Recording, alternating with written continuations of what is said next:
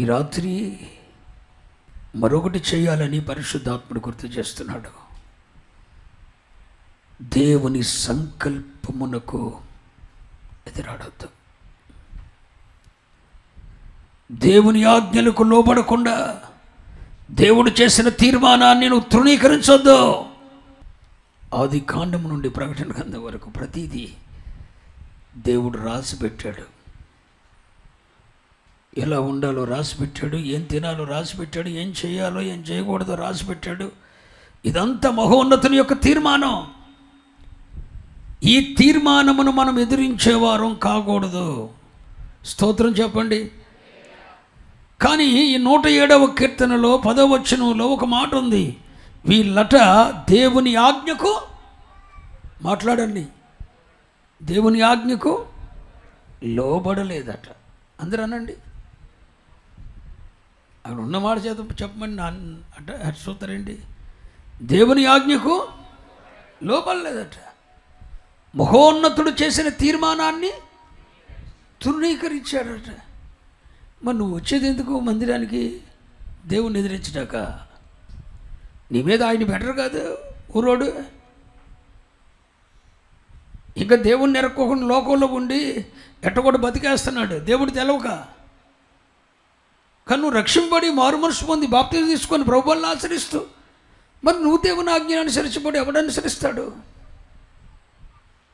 మహోన్నతుడు చేసిన తీర్మానాన్ని, ఈ జీవగ్రంథంలో రాసి ఉంచిన దాన్ని నువ్వు ఎదిరిస్తే ఎవడు ఎదుర్కొంటాడు? ఎవడు దాన్ని పాటిస్తాడు? ఈ 107వ కీర్తన 10వ వచనంలో ఉన్న మాట మీకు అర్థమైందని అనుకుంటున్నా. దేవుని ఆజ్ఞలకు లోబడలేదట. మహోన్నతుని తీర్మానాన్ని తృణీకరించారట. అందరూ స్తోత్రం చెప్పండి. ఒకసారి నా వైపు చూసి దేవుని స్తోత్రం చెప్పండి. ఈ కోణంలో నీవున్నావా?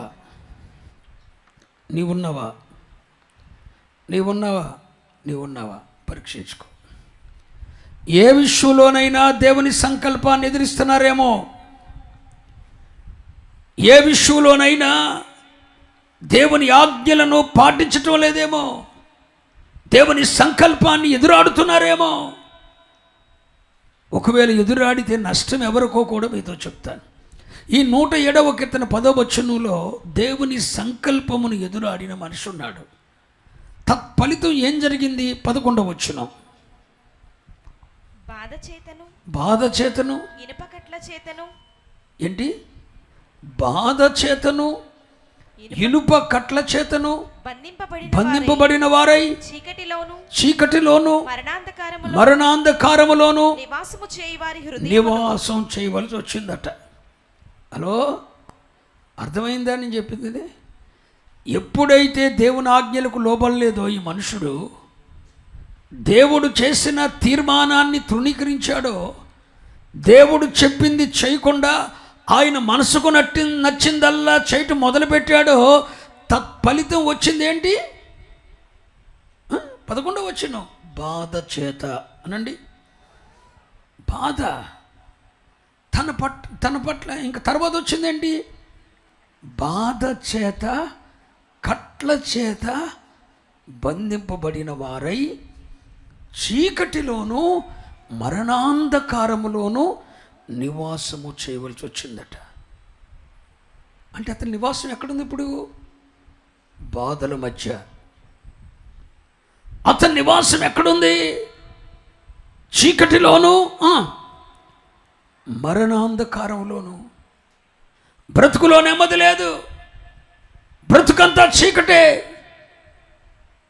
బ్రతుకులో వెలుగు చాడలు లేవు, మరణాంధకారం, అనుక్షణము బాధ, అనుక్షణము చీకటి, అనుక్షణము గాఢాంధకారం.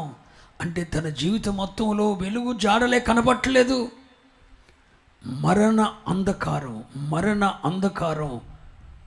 చీకటి, మరణాంధకారం, బాధ ఉన్న చోట్ల నివాసము చేయవలసి వచ్చిందట.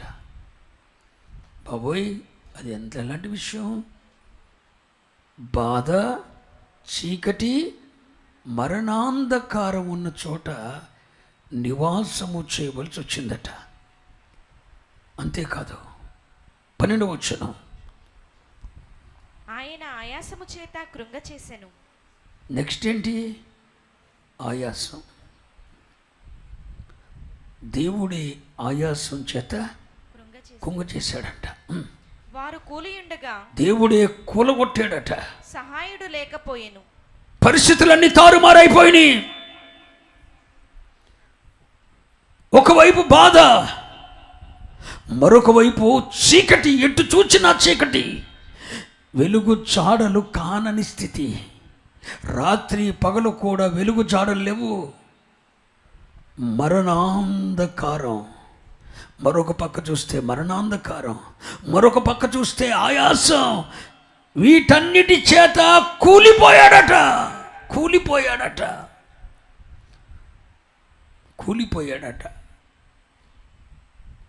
నెక్స్ట్, కష్టకాలమందు వారు యెహోవాకు మొరపెట్టిరి. ఇప్పుడు 18వ వచనం కూడా చూడండి. భోజన పదార్థములన్నీయు వారి ప్రాణమునకు అసహ్యమగును. భోజన పదార్థాలన్నీ వారి ప్రాణమునకు అసహ్యమైపోయినాయి. వారు మరణ ద్వారములను సమీపించారు. పిల్లలారా, ఒక్క మాట కూడా నేను బైబిల్లో నేను చెప్పట్లేదు. ఎప్పుడైతే మనుషుడు దేవుని ఆజ్ఞలకు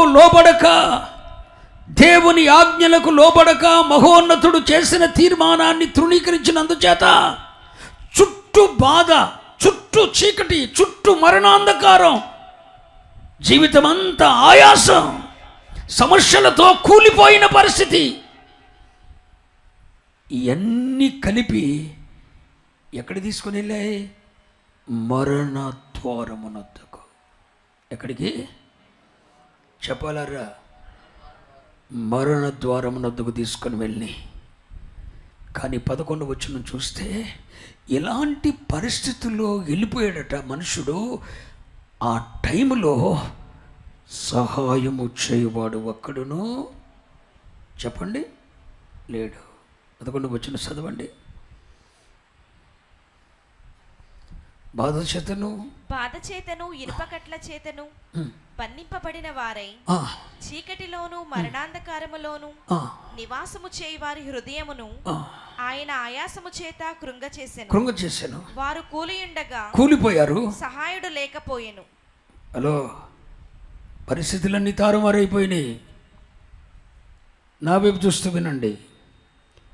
పరిస్థితులన్నీ తారుమారైపోయినాయి. ఒకటి గుర్తుంచుకో బిడ్డ, ఈ రోజున్నట్టు పరిస్థితి రేపు ఉంటుందని మాత్రం అనుకోవద్దు. ఈ రోజున్నట్టు పరిస్థితి రేపు ఉంటుందని అనుకోవద్దు. ఈ రోజున్నట్టు పరిస్థితి రేపు ఉంటుందని అనుకోవద్దు. మరలా చెప్తున్నా, ఈ రోజున్నట్టు రేపు పరిస్థితి ఉంటుందని అనుకోవద్దు. ఈరోజు సంపాదించినట్టు రేపు సంపాదిస్తామని అనుకోవద్దు. ఈరోజు నీ శరీరం సహకరించినట్లు రేపు సహకరిస్తుందని అనుకోవద్దు. ఈరోజు నీ ఇంటి వారు నీకు లోబడినట్లు రేపు లోబడతారని అనుకోవద్దు. ఈరోజు సమాజం నిన్ను గౌరవిస్తున్నట్టు రేపు గౌరవిస్తుందని అనుకోవద్దు. ఈరోజు నీ భార్య నిన్ను చూస్తుందని రేపు నిన్ను చూస్తుందని అనుకోవద్దు. ఈరోజు నీ ఇంటి వారు నీ పిల్లలు నీకు సాగిలపడుతున్నారని రేపు సాగిలపడతారని అనుకోవద్దు. పరిస్థితులు చిటికలో మార్చబడతాయి. దేవుని సంకల్పాన్ని నిరాకరించాడు ఈ మనుషుడు.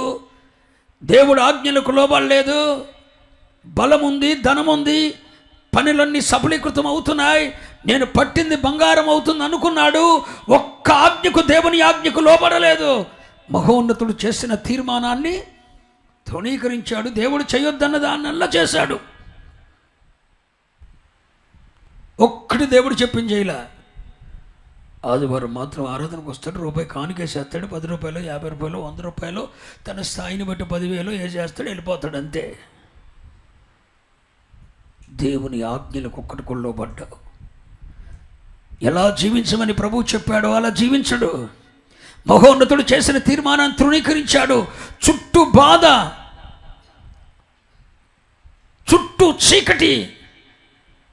అరే, చుట్టూ చీకటి అంటే అది ఏంటి చిన్న విషయం అనుకున్నారా? 24 గంటలు నువ్వు ఒక్కడే ఉండి చుట్టూ చీకటి ఉంటే పరిస్థితి ఎట్టుండదు? చుట్టూ చీకటి, నీ దగ్గర ఎవడుండో, తెల్లారు లేదు, ఇక వెళ్తురుతుందని నమ్మకోలేదు.